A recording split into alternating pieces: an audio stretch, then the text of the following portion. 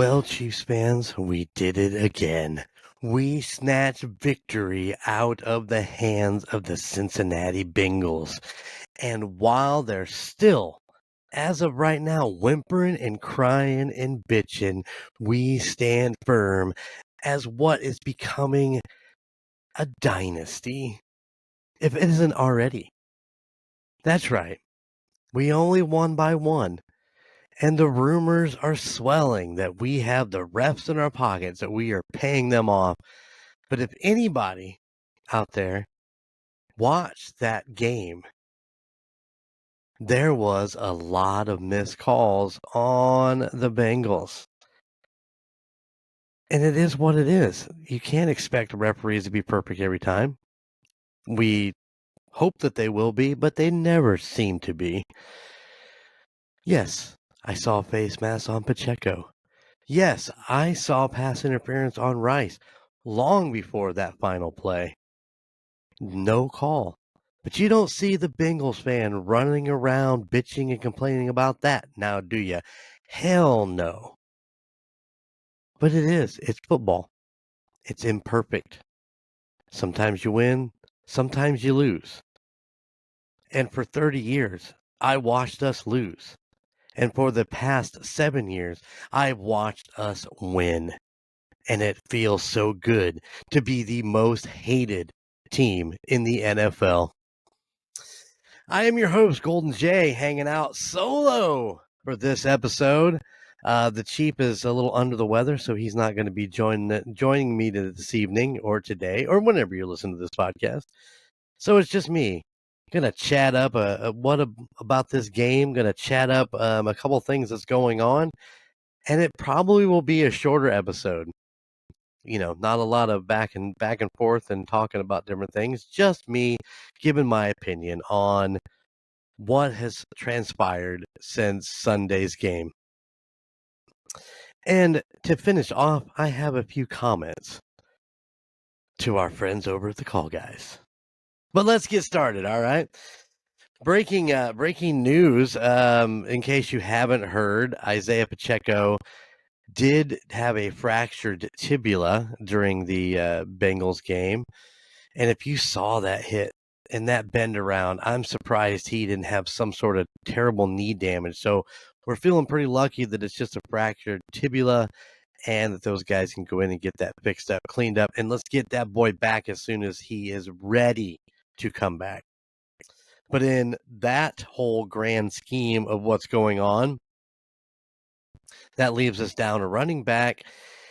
And as of today, which is Tuesday, the 17th of September, an old friend came to visit, and it sounds like we're going to sign him. Now, the last thing that I read was that he needed to pass physicals and all that stuff yet before the signing actually hits 100%. But it looks like old Kareem Hunt might be making his way back to the Chiefs. Listen, I don't know how to say this, so let me say it. I don't think Kareem has really lost anything, and I'm not really sure why the Browns let him go. I think a lot of what was going on in Cleveland was that it was kind of a double duty thing between him and Chubb was just a little bit better than Kareem, but Kareem fits with Mahomes so much better than he did in Cleveland. So it'll be good to see what he can do come back. I don't think that he's really lost a step. I think he's going to come back and do what he was doing when he was with us a few years ago. And I don't know. I got a good feeling about him coming back. And I know everybody's jumping on the bandwagon. Get a hold of McKinnon, get McKinnon back, or call Kareem. But it looks like they jumped on the Kareem train, and it looks like he's coming back. So if he does play against Atlanta, it's going to be probably pretty limited, but you just don't know. Carson Steele and the P. Ryan, both of those guys seem really, really capable this last weekend, so maybe they'll get some reps this week, actually get some playing time, and we can see what Carson Steele is going to be able to do as kind of a more of a leading role instead of just a supporting role. So looking forward to seeing what they do there. It's it leaves a lot up in the air, man. We put a lot of our running back weight on Pacheco, and the guy's amazing. Don't get me wrong. We all love Pacheco, and he can't get back fast enough. But hopefully Kareem can come in and really, amp up that offense a little bit and get them going. And hopefully it'll just work out that way. So we'll see what happens, won't we? Yes, we will. Super excited for that. We also signed Cam Thomas from Arizona, so that'll be interesting to see what he can do. I don't really know a ton about Cam Thomas, but I did see that we picked him up from Arizona. Speaking of Arizona, where the hell did they come from coming out this last week? Good Lord. What did they do? Well, let's see. Arizona, I'm looking for the score right now. I know they put away holy cow, was Atlanta beat Philadelphia on Monday night? I totally missed that. Didn't get a chance to really watch the game, so I just happened to see the score pop up there. That's insane. Oh, where is the Arizona one at? Come on, peeps. I need this. The Dallas. You want to talk about some crazy shit? How about New Orleans beating up Dallas, pulling down their little panties, give them a good spanking at 44-19. But Arizona, there it is. Arizona comes out, beats the Rams 41-10. Insane. Arizona's coming out of nowhere, but maybe Kyler Murray's back. Hey, good for Arizona. That's all I can say there. Not much really else around the league. Everything else is pretty close. The game that nobody gives absolutely two shits about, Washington and the Giants. Washington walks away with a 21-18 win over that. Pittsburgh and Denver. I mean, once again, 13-6. Pitt takes the win, but who gives a shit, right? It's got to be an extremely boring game to watch. I missed it. I didn't see it. The other thing to take away, Houston beats Chicago 19-13. I'd like to say that the game was better than the score showed, but not really. Still waiting on Caleb Williams to show up and actually play some football, but I can't really blame him 100% because that offensive line is absolutely terrible in Chicago. Honestly, I think 6 games before Williams gets hurt and is out for a few games. That's just my opinion. I could be wrong. I'm not going to die on that hill, if you know what I'm saying. So we'll see what happens there. Maybe they'll get it all together. Maybe they'll start piecing together some sort of line and these guys will figure it out. But as of right now, they're just letting way too much shit go through that line. So, all right, but let's get back to what we came here to talk about. We came to talk about the Kansas City Chiefs. That's right. Taking the dub 26-25 over the Cincinnati Bengals, making the Chiefs now 2-0. Now listen, I said it. I wouldn't have been surprised if we were 0-2. Baltimore and Cincinnati are always tough teams. And when you're top of the hill, when you're the big dog, when you're the one who has won back-to-back Super Bowls, everybody wants to come in and knock you off.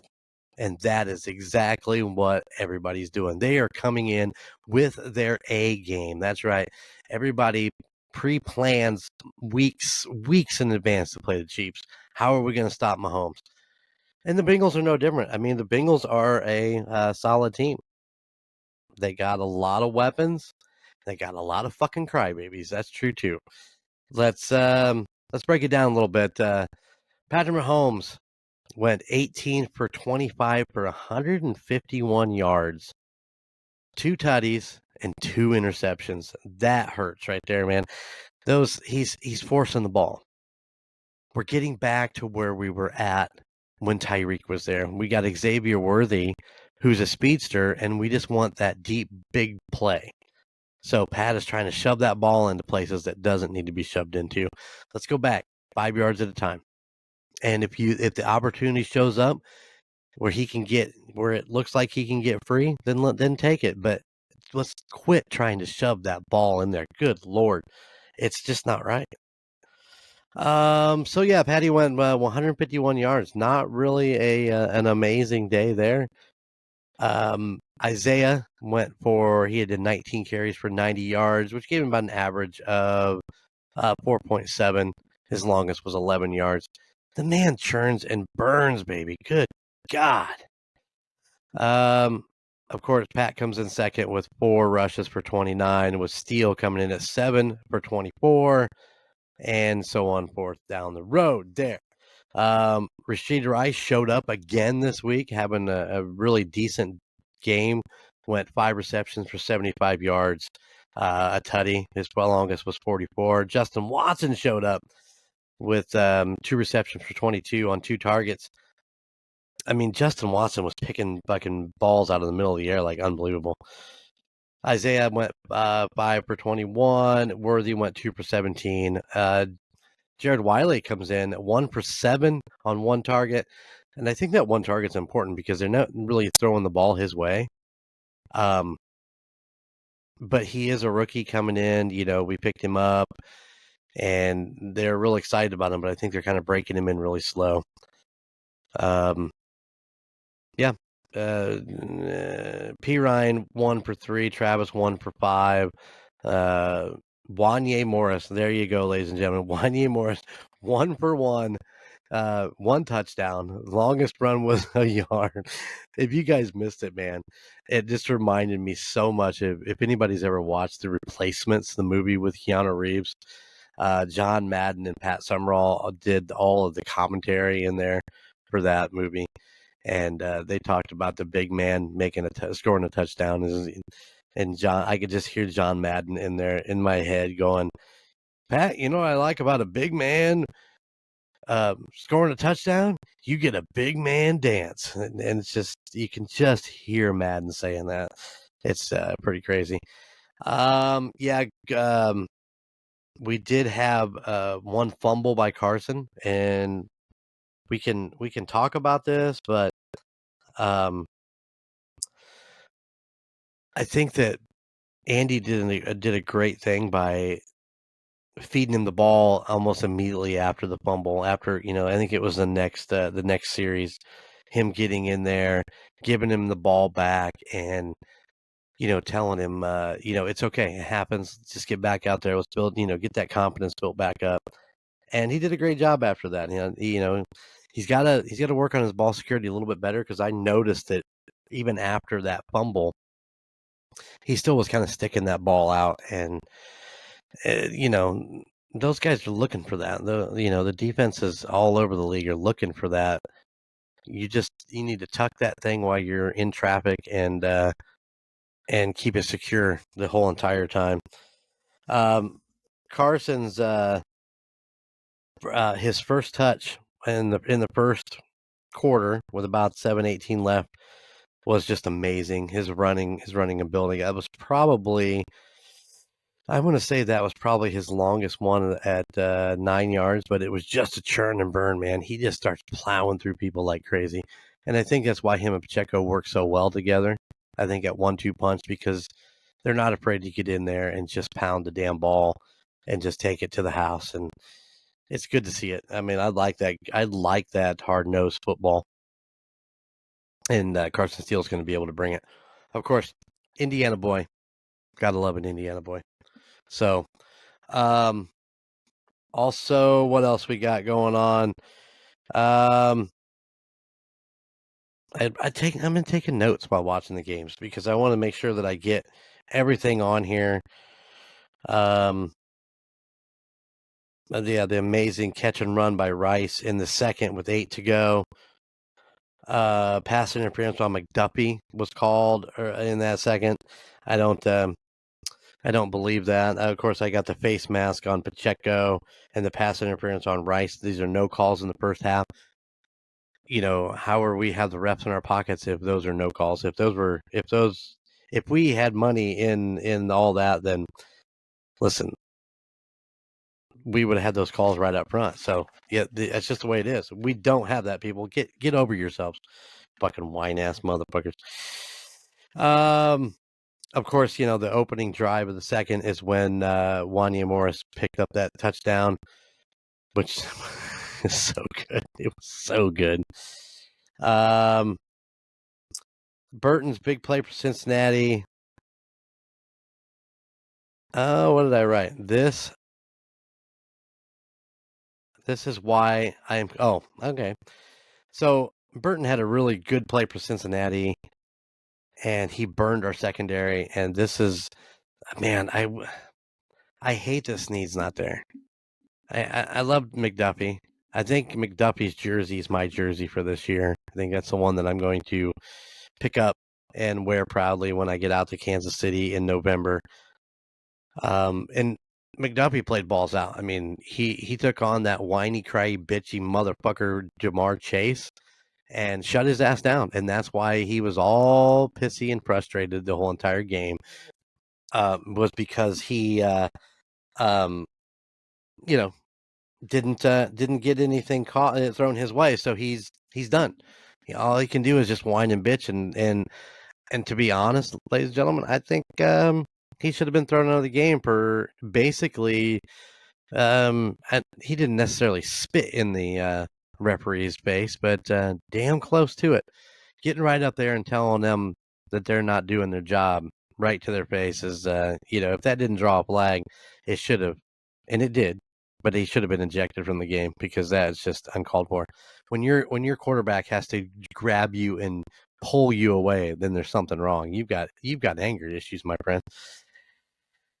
Yeah, and he doesn't like the Chiefs at all anyway, so that kind of fuels that fire. But he just I don't get it. I mean, this is only the real big second win we've had over the Bengals in the last 5 games. I mean, they're up 3-2 in us on this series. Why?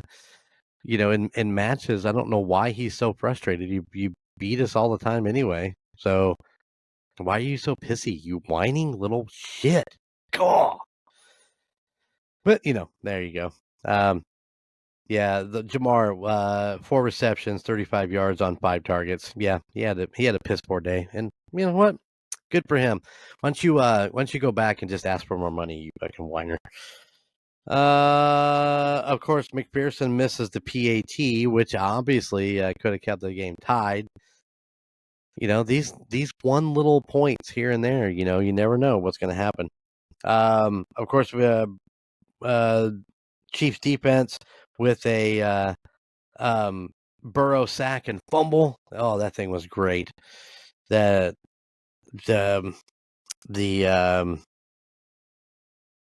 fact that they could zero in on when he lost that ball, because man, it was tight. It was tight watching it, just watching it. And I remember seeing it and being like, I'm not sure, he might be down. And then to get that other angle, I'd be like, oh shit, there it is. That ball is in between his legs long before his butt hits the ground. So great job by the defense. I mean, throughout the whole game. I mean, really, 25 points. And, what I say, what did Burrow end up with? 23 for 36 for 258. I mean, it's a good day.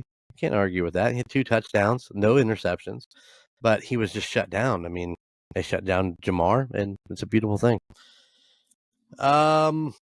Let's get to let's talk about Kinley, man. Talk about Kinley a minute. A rookie coming into that offense with everybody running a gun into shut the Chiefs down. I think with some more coaching and some more training, I think he's going to be okay. He's a nice big kid. He seems to understand the game, but you can't stick him on, was it Henderson? I think was the defensive guy for the Bengals. I mean, that guy's just a monster, period.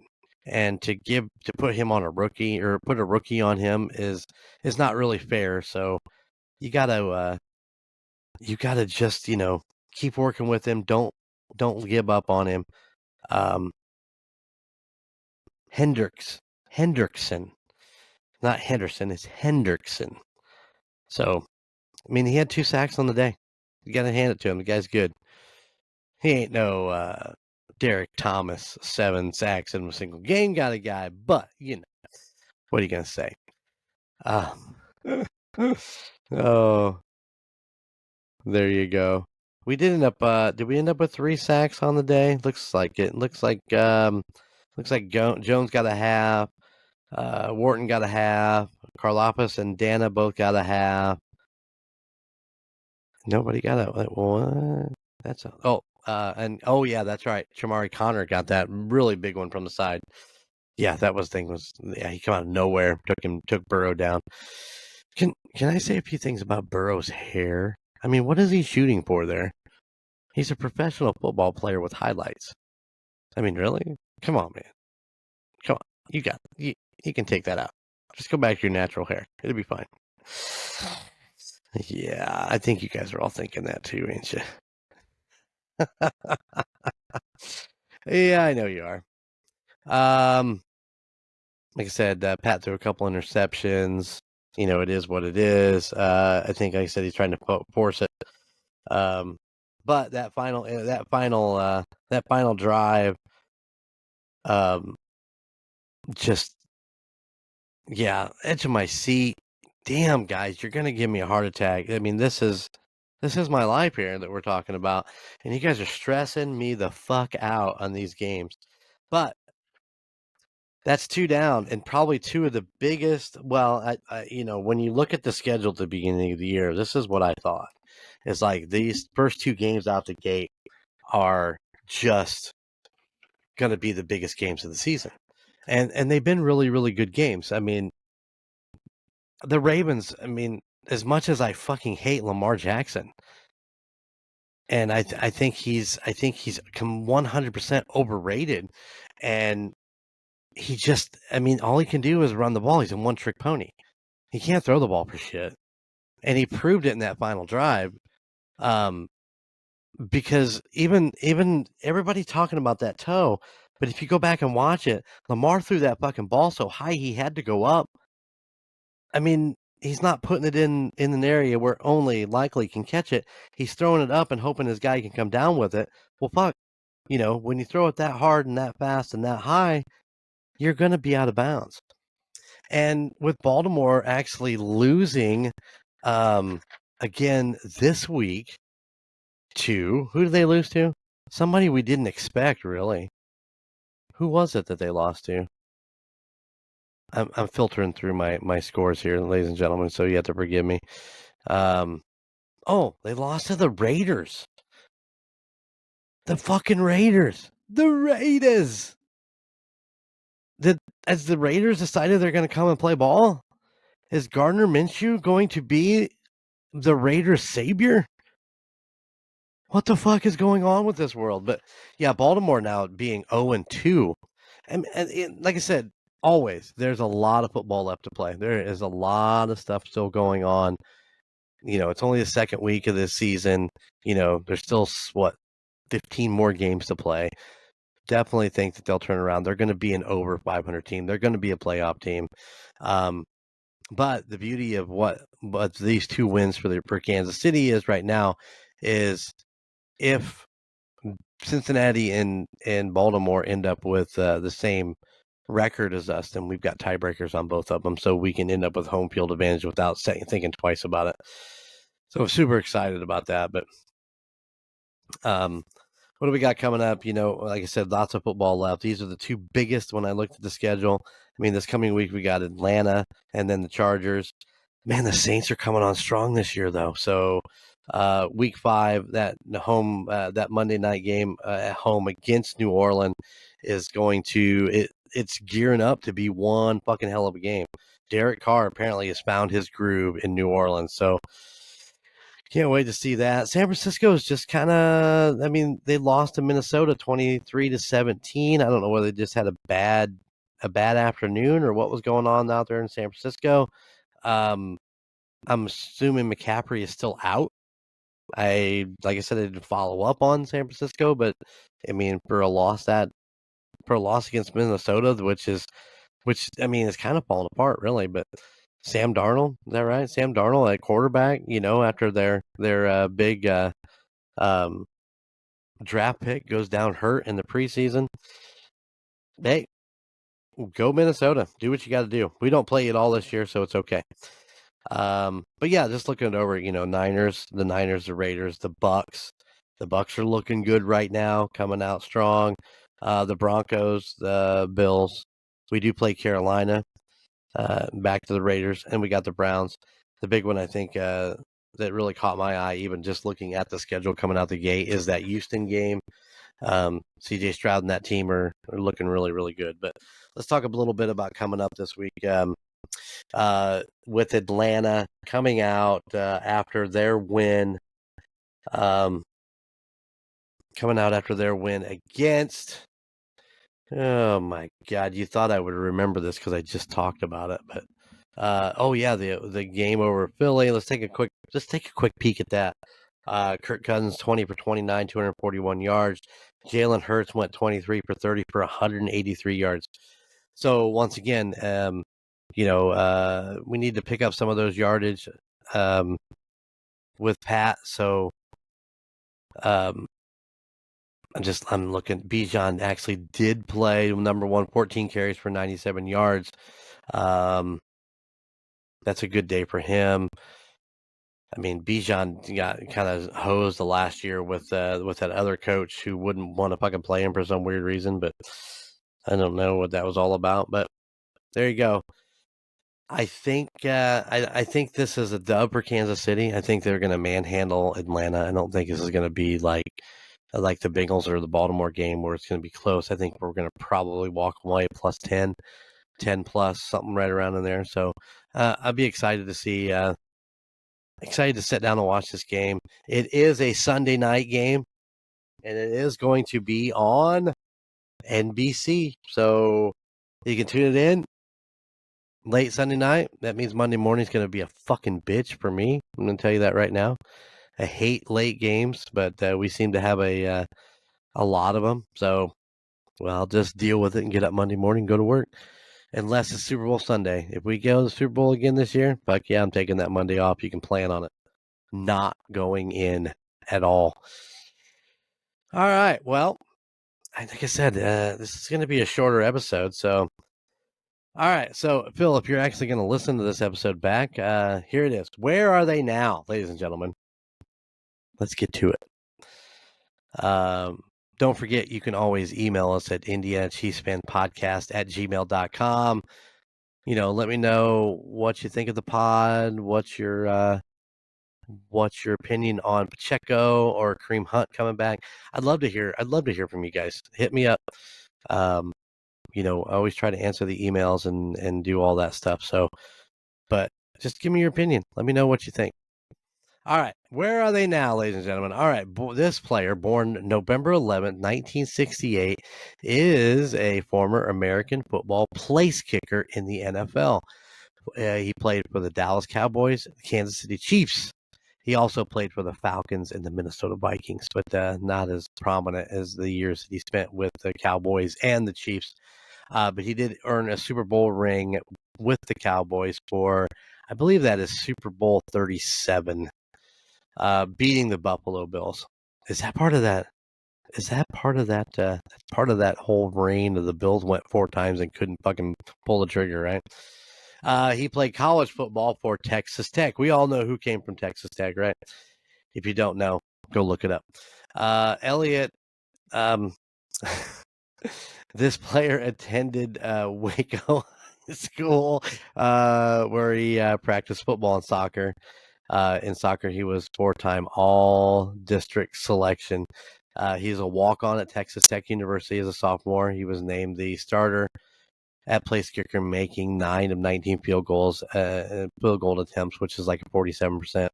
In his junior year, he made 14 for 17, which gave him 82%. As a senior, he made 17, which tied the school records out of 26. Set the school's consecutive extra point record at 85, and was second in the conference with 85 points. Against Cal State, Fullerton University, he tied the school record for field goals in a game with 4. all over 40 yards, including a career long of 52.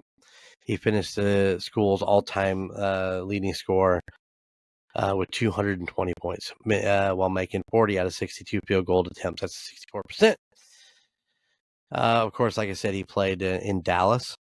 He walked in as an undrafted free agent in the night after the 1992 draft to compete for kicker Ken Willis.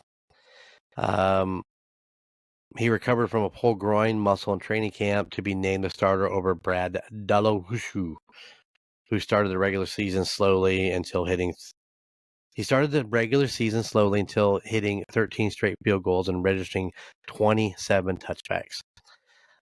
He missed the extra.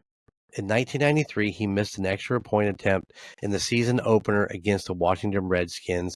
He missed 2 field goals in a 10-13 loss against the Bills in the second game, contributing to an 0-2 start. And then on September 14th, he was released. On April 7th of 94, he signed as a free agent with the Kansas City Chiefs. He registered 25 of 30 field goals that year, 83%. In 95, he made 24 of 30. So on and so forth. He just kind of played kind of mediocrely throughout there, He did contribute to the team going 13-3 in the regular season and clinching home field throughout the playoffs, making them a heavy favorite, but is remembered for missing 3 field goal attempts from 35, 39, and 42 in a 10-7 playoff loss to those damn Indianapolis Colts in January 96.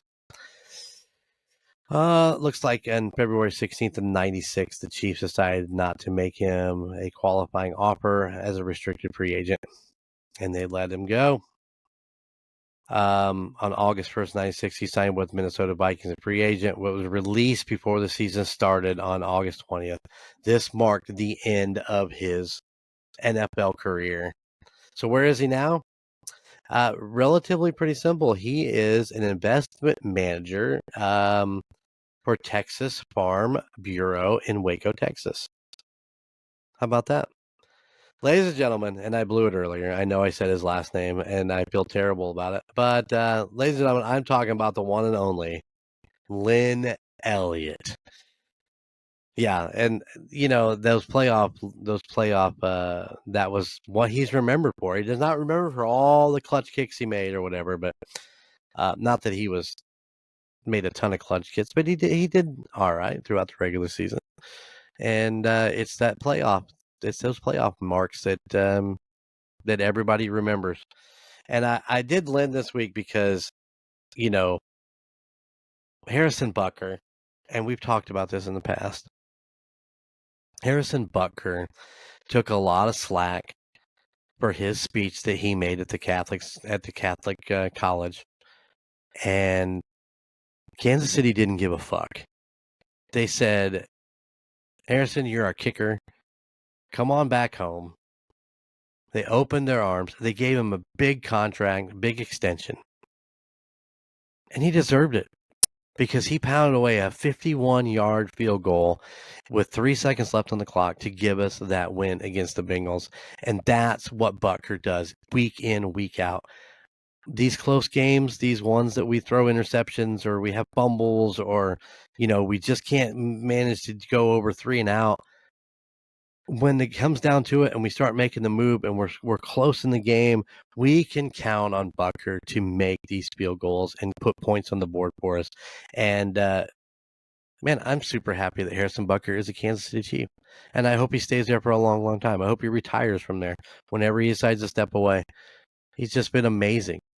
And I wish they would have let him take that fucking, what was it, like a 68-yard attempt or a 70-yard attempt there at that one point. I wish they'd have let him take a shot at it instead of just punting it away. But, hey, playing the game safe, right? You just never know what might happen. But, yeah. Before I get out of here, I just want to give a shout out to the Call Guys and all of their bashing of Golden Jay on their Monday, September 16th episode. Yeah, Colton come out swinging. So let me just make a few hot takes here real quick. We won't get into anything too serious because I think it would have been funner if somebody was with me when I was making these hot takes. But so I did start. I want to start off with the episode of the United States Paranormal, the other side episode that I did with Logan down in Louisiana when we were on vacation down there. I did might have mentioned that I said screw Hot Fuzz the movie. Well, I really meant to say Hot Rod, but I just kind of ran with the whole Hot Fuzz thing. So it was called out to me that I needed to watch this movie. So I did. I sat down and watched this movie after the Call Guys Monday night episode. And I'm going to tell you right now, I want my fucking 2 years of my life back. Oh my God. There was some funny parts. And there was some, intrigue with the murder mystery of it. But God, awful, terrible. Just why? Why? This is not a movie that's made they keep doing this shit over and over again. And it's just like, I like Simon Pegg. And that's probably why I don't absolutely 100% hate it, but I'd like that 2 years of my life back. Please. Absolutely, please. Also, I did take a brunt of a hit about the sound quality of that episode, and I just want to point out that I did drive 16 hours that day. I was in a car for 16 hours that day, and I hauled gear, 1,500 miles to set up on a bar and record this episode. And the two front people that were really on the mic sounded just fine. It's when people are talking off to the side, we tried to put the mic over so it would catch them. It didn't necessarily catch everything they said. I kept telling them to talk into the mic a little bit closer, but it just didn't happen. So yeah, my sound was not the greatest. But let me point out there, Colton, that while I was in Louisiana with Chico, we gave you the keys to the kingdom. We gave you these keys and said, hey, listen, record your episode. Record the episode that you want to record. And you got your buddies together and you jumped on the old Riverside and you sat down. And what happened? What happened with this episode? It was, you couldn't listen to it. It was absolutely terrible. It sounded like there was a jet engine most of the time throughout the entire episode. They were squealing and squawking. We gave you the keys to Dad's car, and you crashed it. What the shit, man? And you want to blow me shit about that audio from down there doing a open room live recording? We gave you every tool you needed to make this an amazing episode, and you dropped the ball. Man, it was like you had an open court layup and you missed it. It's terrible. Ah, of course, um, I've done 7 more efficient jobs since my first mistake at Gunner's wedding, which was my second wedding that I've ever officiated. So, Logan, if you want to switch over to Colton to be your officiate, you can just call and tell me. I won't be upset. But just remember, he's done 1 wedding. That's all I have to say about that. I've done 8, and I've gotten a lot better with it. And I write my ceremonies are 100% personal. So don't be afraid to stick with old Golden Jay. Other than that, man, yeah, that's all I got. I was gonna come a lot harder. Like I said, I thought it'd be a lot funner with somebody listening and all that. It just this with Bill not being here, it just not quite the same. So yeah, I took a brunt on the Call Guys podcast on Monday, on this last Monday. So if you want to go check it out, I mean, go listen to it. It's a really good rant. Colton just goes on and on and on. You know, doesn't like my take about Lamar. Doesn't like my take on Louisiana recording. Doesn't like my take on Hot Buzz. Yeah. All right. Well, listen, I've talked for quite a while now, a lot longer than I thought I was gonna be able to. So hope you guys enjoyed this episode, and hopefully the Chief will be back with me next weekend as we break down the Atlanta Falcons hosting the Kansas City Chiefs next week or this coming weekend. Looking forward to it.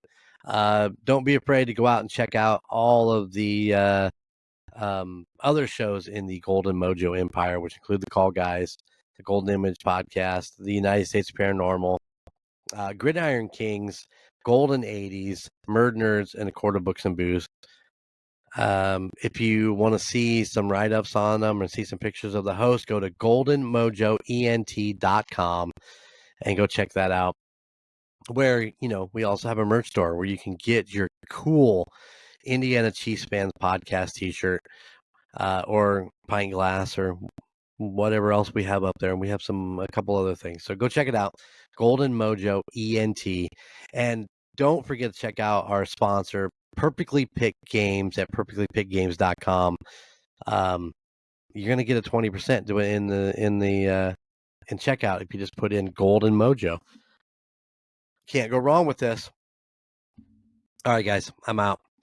So just remember, from our little slice of Chiefs Kingdom right here in the great state of Indiana, it's got 3 words for you. How about those Chiefs? Later. Thank you for listening to the Indiana Chiefs Fans Podcast. You can find us wherever you get your podcasts, whether that be Spotify, Apple Podcasts, or Podbean, any of your favorite podcast sites. Be sure to watch us on YouTube. Just search for the Indiana Chiefs Fans Podcast. Also, check us out on Facebook for any updates on the Chiefs and all of our weekly posts. You can find us at facebook.com/INChiefsFansPod. Finally, go check out our Golden Mojo Entertainment website at goldenmojoent.com. You can find information about your 3 favorite hosts and all the other podcasts in the Golden Mojo Entertainment family.